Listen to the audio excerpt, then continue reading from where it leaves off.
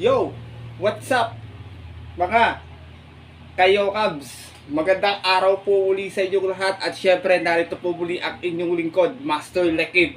At welcome back po muli dito sa ating Master Lekib TV. Bago ko po simulan to ating video ngayong araw mga bayang karista, make sure na dapat nakalike na tayo at nakasubscribe. Pakishare na rin po to ating video. Siyempre, pakihit na rin po yung notification bell or bell icon para po maging updated po kayo sa mga susunod ko pa po upload na video. At ngayong araw mga bayang karista, wag na matula tayong karera, meron tayong maikling video lamang para po sa mga kabayong dapat nating abangan na pwedeng magdihado, pwede rin namang mayamado na kasi itong mga kabayo na tingin ko meron na kumukuha ng tamang tempo at tamang grupo at anytime tingin ko pwedeng kalabitin na sana nga po yung iba rito makadihado. Pero bago ko po simulan yung ating video mga bayang karista babati lang po muna pala ako ng happy 8th anniversary kay bro Dinter John Carter at sa kanyang asawa na si Ma'am Rosel. At more years to come po sa inyo, Bro Dinter John and Ma'am Rosel. Happy anniversary po. Mula po yan dito sa ating Master Lekib TV. Ganon din, binabati ko rin yung anak ng kapatid ko na si Timmy Decano. Nagse-celebrate ng birthday ngayon, April 15. Happy birthday sa'yo, Timmy Decano. At magpagpag ka rin ng kalawang ha. Dito medyo maalat pa pero I hope maging good boy ka. Huwag mong kukonsumihin yung Tito Jano mo ha. Happy birthday sa'yo at God bless. Enjoy your day. Pasensya ka na sa konting na ibigay kong handa lang para sa'yo. At siyempre, pasalamatan ko din po yung ating mga sponsors po para po sa ating palaro sa ating April 28 Chairman's Cup. Maraming salamat po sa suporta at sponsors kay Yo Dude, kay Robin Hood, kay John Ronnie Calpe Fernandez dyan sa Japan. Shout out sa iyo, maraming salamat. Ganon din po kay Sir Rocky Medics at kay Bro RJC Channel. At I hope sana po mag-enjoy po yung mga kalahok natin. Meron pa lamang po tayo dito mga 30 plus sa kalahok at I hope po sana may mga sumali pa. Yung pong palaro na yon may entry po siya na 20 pesos. Yung 20 pesos po na bayad po sa entry fee nililikom ko po yun para po sa mga alaga ko pong pusa. Ibibili ko po lahat ng pagkain nila yun para medyo makamenos din po ako. At kaya po nagpapasalamat po ako sa mga sponsor kasi pinaalam ko naman po sa kanila na nagpa-entry po ako. At sa mga sumali po at nakaunawa, maraming salamat din po sa inyo. Sana po mag-enjoy po kayo sa darating nating April 28. Kaya ito mga bayang karista, medyo napahaba na tayo ng kwento. Puntahan na natin agad yung ating mga dapat abangang kabayo matapos lamang yung ating may clean intro. Kaya, let's go! Mga kayo Cubs!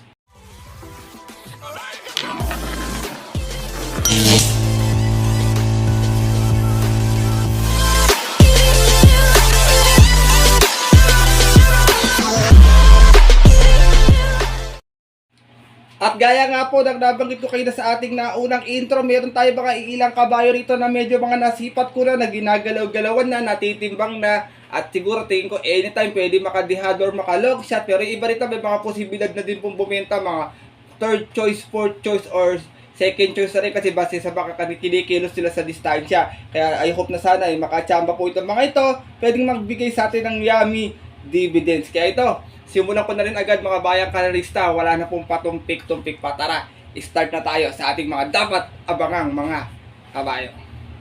Simulan natin yan dito kay Bullet. Ito alam niyo naman to si Bullet. May angkin tulin sa unahan to. Last time maganda na rin yung kinilos siya. Dumating tong Tarsera. Dihado siya. Doon sa kalerang napanulo na ni Twinkle Toes. Tingin ko medyo kumukuha lang ng tamang grupo to. Pero tingin ko pag bumabawi sa susunod baka bumenta na kasi medyo mababa na rin talaga sa laban tong kabayo na to, si Bullet. Eto magandang abangang kabayo mga bayang karisa, pwedeng remate, pwedeng pong bandera, advance party na last time medyo sinubukan na, malakas lang yung laban. Dumating po ito pang-apat doon sa kaya nila, the price is right. Tingin ko medyo sinubukan lang si kabayo. Pero next time tingin ko pwedeng makadihado. Alam niyo naman to, madalas nakakadihado tong kabayo na to, na si advance party. Lipat naman po tayo dito kay Sky Magic na ito, timbang-timbangan lang palagi. Medyo pinare-remate na rin kasi dati di bandera to Dumating naman po itong Tarsera kina Sun Moon Lake last time. Medyo gamay na ni Pabs Cabalejo to. Tingin ko anytime pwede na rin kalabilin to si Sky Magic.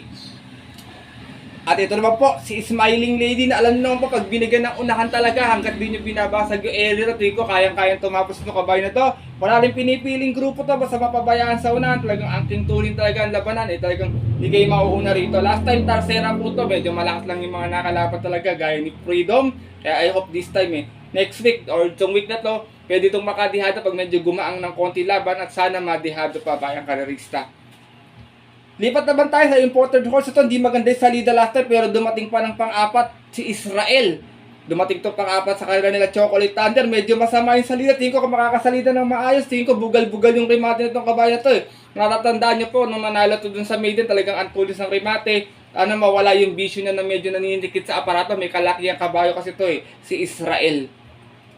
Eto magandang abangan yung kabayo ni Vice Gov Sandy Javier mga bayang kanalista clairvoyant. Mga pa 1200 or 1400 meters yan. Basta maganda yung post position, makasalida na maayos kasi medyo salbahe kasi sa alisan to Si Toy Pitts nga nagbibicious dati dito sa kabayo na to Ito, pag medyo nawala yung vision nito sa alisan, tingin ko nakasalida ng maaga. Pwedeng makachamba to kasi last time mutik na makachamba to kay double strike. Pero last time medyo natabunan ng karera. I hope this week sana makachamba tong kabayo na to si Claire Boyan.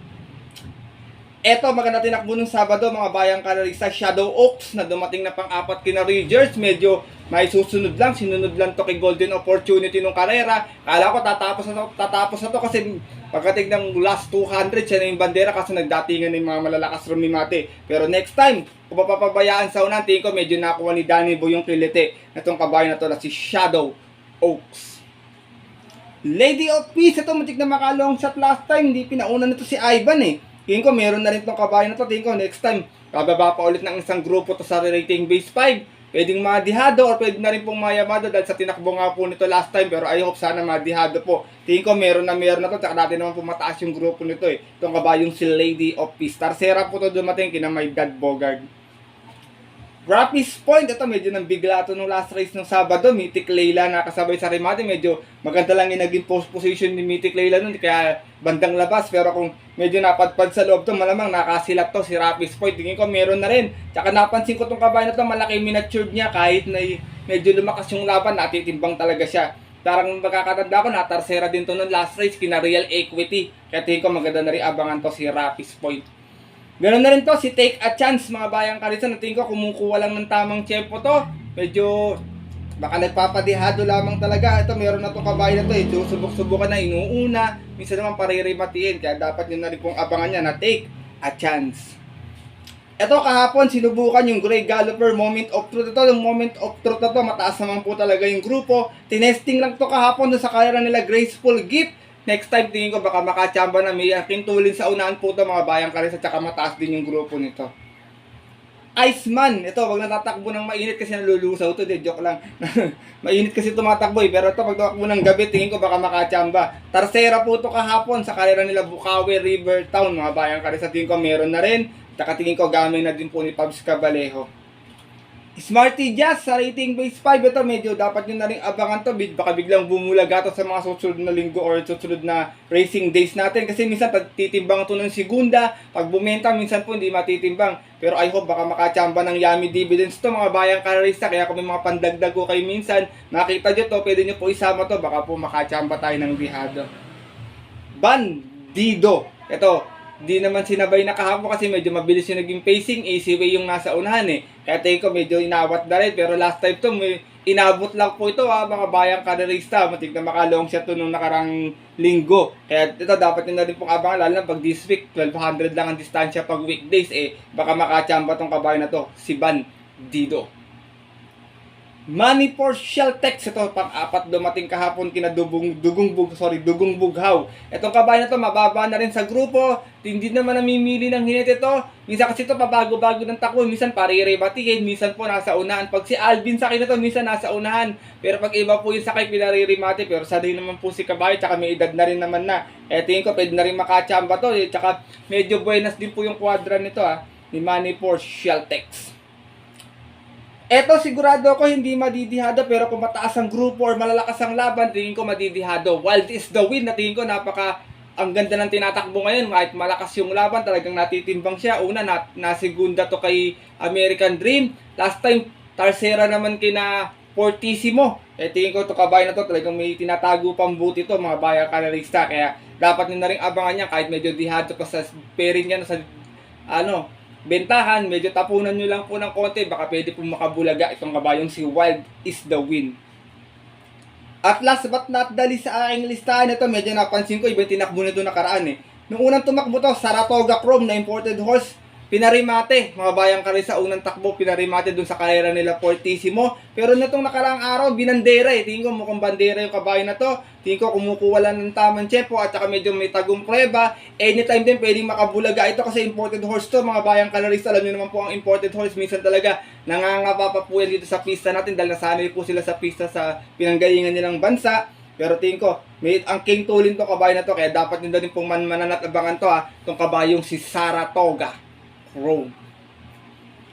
At yun po mga bayang kalerista at ang ating mga kayokab, sana po natandaan nyo or nailista nyo po yung aking mga nabanggit na kabayo, na sana po makadihado po kayong linggo kung sakaling tatakbo po yung mga ilan dito, at sana po makapagbigay po sa inyo ng yummy dividends. Kasi alam ko po dito mga bayang kalerista at kayokab sa atin marami po mga dihadista. Ako po dihadista din po ako. Pag paumanhin ko medyo dihado minsan yung mga giya ko, dahil gusto ko po kayo magbigyan ng magandang dihado din po para po makakuha tayo ng yummy dividends. Maraming salamat po sa sandaling pagtambay at sandaling oras nyo sa panonood dito sa ating YouTube channel. At I hope mga bayang kalerista makadali tayo ngayong linggo na to. Mapasama tayo sa winners sa mga exotic bets. Maraming salamat po muli sa lahat. God bless bayang kalerista. At hanggang dito na lamang po muli tayo.